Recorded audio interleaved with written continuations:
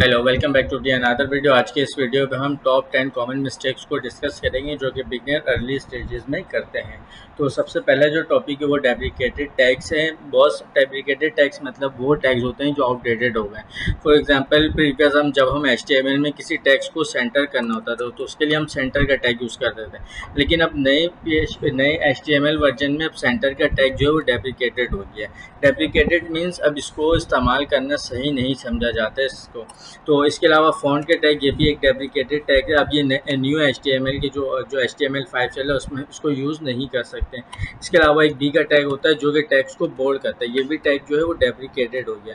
अब next question ये आता है, अगर ये सब डेप्रिकेटेड हो चुके थे, फॉर एग्जाम्पल सेंटर का टैग, फ़ॉन्ट का टैग, बी का टैग क्या करता है, बोल्ड करता है, तो इसको हम यही सेम चीज़ हमें चाहिए होगा तो वो चीज़ हम कैसे हासिल कर सकते हैं? तो वो चीज़ हमें हासिल होगा CSS के थ्रू।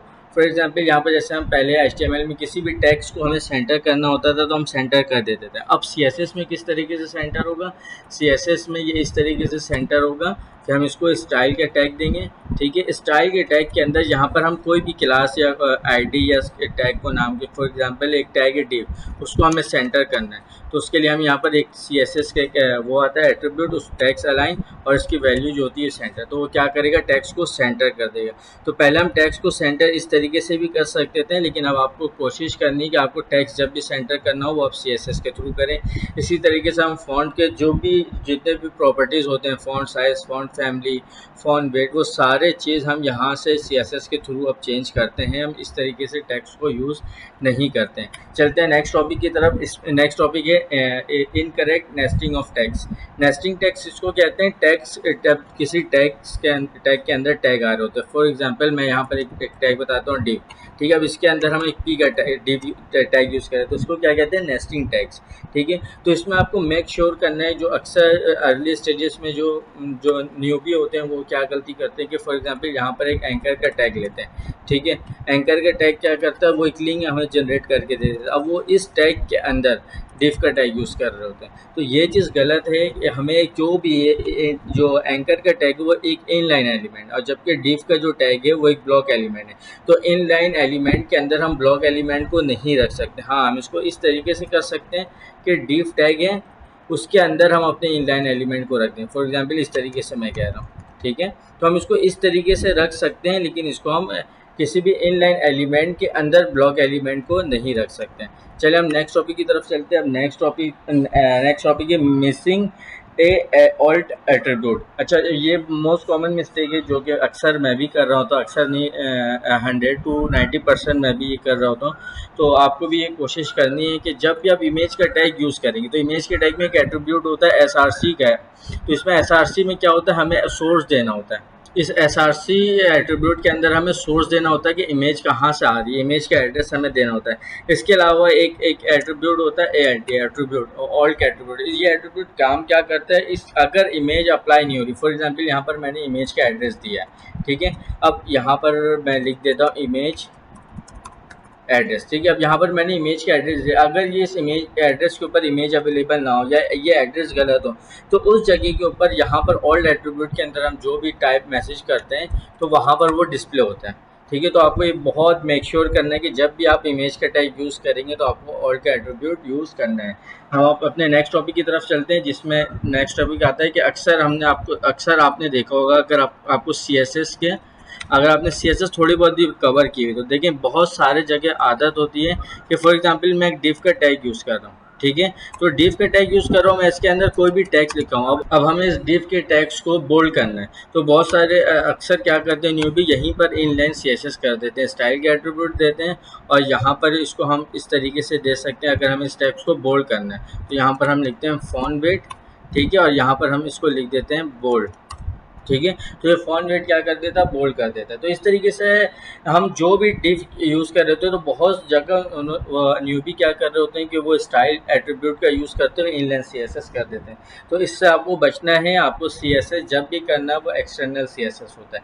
एक्सटर्नल CSS क्या होता है, फॉर एग्जाम्पल इस तरीके से CSS जो हम दे रहे हैं वो कहलाता है इनलाइन CSS, और जो इस तरीके से CSS हम अप्लाई कर रहे हैं ये कहलाता है इंटरनल CSS। और एक्सटर्नल CSS क्या होता है, यहाँ पर हम स्टाइल का एक लिंक एट्रीब्यूट लिंक का टैग यूज़ करते हैं और हम स्टाइल फाइल को लिंक करते हैं।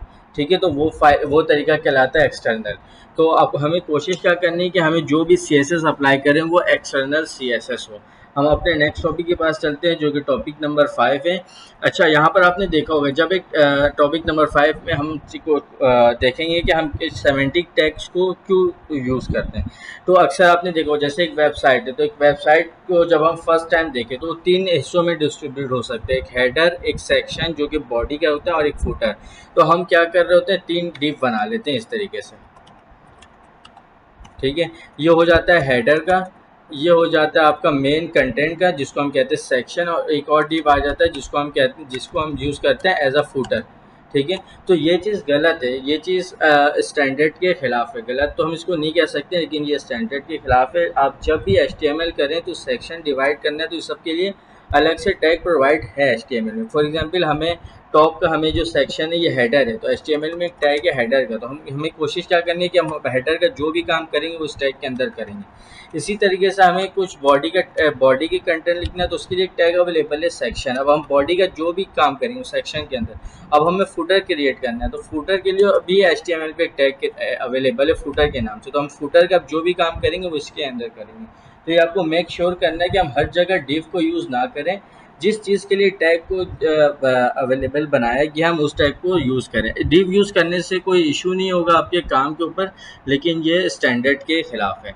हम चलते हैं नेक्स्ट टॉपिक के ऊपर जो 6 है। अच्छा, यहाँ पर देखें न्यूबी, और न्यूबी के अलावा भी मैं प्रीवियस 4 ईयर से इस फील्ड से वाबस्ता हूँ। तकरीबन मैं 4 साल से हाँ इस फील्ड में हूँ। तो मैंने बड़े बड़े कंपनीज़ को भी देखा है कि वो क्या करते हैं। जब फॉर एग्जांपल ये एक डिव है, ठीक है, और ये एक डिव है, ठीक है। अब वो क्या कर रहे होते हैं कि इसको भी से आईडी, अगर हम आईडी की बात करें तो आईडी यहाँ पर हमेशा जो होता है वो यूनिक होता है। फॉर एग्जांपल यहाँ पर मैं देता हूँ न्यू।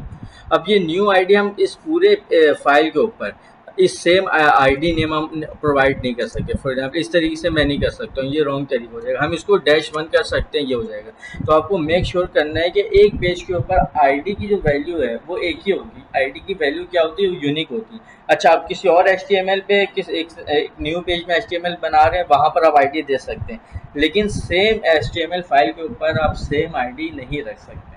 रख देंगे कोई इशू नहीं होगा, ये आपका CSS और JS को जो है ब्रेक करना स्टार्ट कर देगा। तो हम चलते हैं टॉपिक की तरफ जो कि टॉपिक नंबर 7। अच्छा, यहाँ पर आपने अक्सर देखा होगा कि हम जब भी कोई काम कर रहे होते हैं तो HTML में हमें फॉर एग्जांपल लाइन ब्रेक करना पड़ता है, तो उसके लिए अक्सर लोग BR का टैग यूज़ कर रहे होते हैं। BR का टैग, फिर लाइन ब्रेक करना, फिर BR का टैग यूज़ कर लेते हैं। तो ये स्टैंडर्ड के खिलाफ है, ये अच्छी हैबिट नहीं है कि हम हर जगह बार बार BR का टैग को यूज़ कर रहे हैं। अगर आपको लाइन ब्रेक करना, फॉर एग्जांपल किसी भी टैग्स के बाद लाइन ब्रेक करना है, तो आपकी कोशिश ये होनी चाहिए उस टैग्स को आप P के अंदर लिख दें। P का क्या है, एक ब्लॉक एलिमेंट है, तो ब्लॉक एलिमेंट ऑटोमेटिक अपने लाइन को ब्रेक कर देता है। ठीक है, तो आप ये आपको कोशिश करनी है कि आप BR का टैग बार बार यूज़ ना करें, आप P के टैग को यूज़ करें। चलते हैं हम नेक्स्ट टॉपिक की तरफ। नेक्स्ट टॉपिक है सेल्फ क्लोजिंग टैग को हम किस तरीके से गलत यूज़ करते हैं। सेल्फ क्लोजिंग टैग किसको कहते हैं, जैसे ये P का टैग है तो इसका भी एक स्टार्टिंग टैग है, कि इसका एंडिंग टैग है।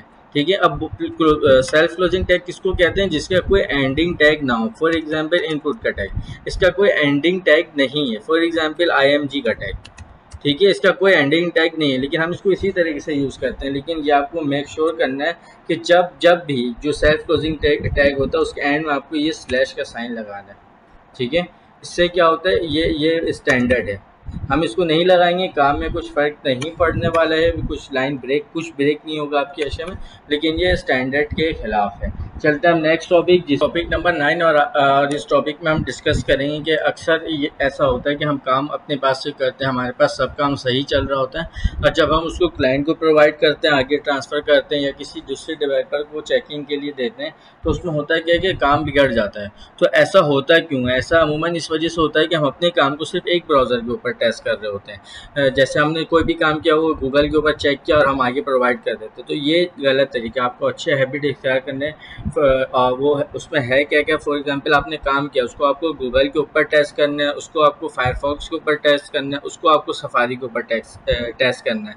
तो ये 3 मेनली ब्राउज़र के ऊपर टेस्ट कर लें और कोशिश करेंगे किसी एक मोबाइल व्यू पे भी चेक कर लें अपने काम को, रिस्पॉन्सिवनेस आपके काम की कैसी है। तो फिर आगे जाके ऐसे कोई इशू नहीं होगा। अब हम चलते हैं अपने लास्ट टॉपिक की तरफ, जिसमें हम बताएंगे कि हम अपने कमेंट को क्यों यूज़ नहीं करते हैं। कमेंट फॉर एग्जांपल हमने कोई काम करा, हम यहाँ पर एक वेबसाइट बना रहे हैं, उसका हेडर बना रहे हैं, ठीक है। तो यहाँ पर हम हेडर का टैग लिख देते हैं, ठीक है, इस तरीके से। लेकिन इसके अंदर हम जो भी काम कर रहे हो, तब एक हेडर के अंदर सिर्फ एक लाइन का कोड नहीं होता, काफ़ी चीज़ें होती हैं उसमें। लोगो होता है उसमें, लिंक्स होते हैं उसमें, नेव बार होते हैं, बहुत कुछ होता है हेडर के अंदर भी। तो हमें करना है क्या, फॉर एग्जांपल अभी यहाँ पर हम नेव बार का काम कर रहे हैं, हम एक डिव बनाए और इसके अंदर हम क्लास बना दिए नेव बार का। तो यहाँ साथ साथ हमें कमेंट में भी बताना है कि हम यहाँ पर काम क्या कर रहे हैं। यहाँ पर फॉर एग्जांपल हम लोग इस तरीके से लिख देते हैं, स्टार्ट नेव बार HTML। अब इससे होगा क्या, जब ये काम फॉर एग्जांपल हमने एक क्लाइंट को करके दे दिया, क्लाइंट के काम में कुछ उसको चेंज कराना, वो 1 साल के बाद हमारे पास आ रहा है कि उसने कहा कि भाई हमें ये नेव बार के ऊपर चेंज कराना है। तो वो हमें क्या होगा, जब हम अपने कोड के ऊपर आएंगे तो हमें कोड को ढूंढने की नीड नहीं पड़ेगी, हम अपने कमेंट को पढ़ के समझ जाएंगे कि अच्छा यहाँ पर नेव बार का काम हो रहा है। तो आपको ये मेक श्योर करना है कि आप जब भी काम करेंगे तो आपको कमेंट लाजमी प्रोवाइड करना है। आई होप कि आपको ये वीडियो पसंद आई होगी। वीडियो पसंद आई तो वीडियो को लाइक करके चैनल को सब्सक्राइब कर दें। मिलते हैं किसी नेक्स्ट वीडियो में किसी नए इंटरेस्टिंग टॉपिक के साथ। Till then keep learning, keep exploring.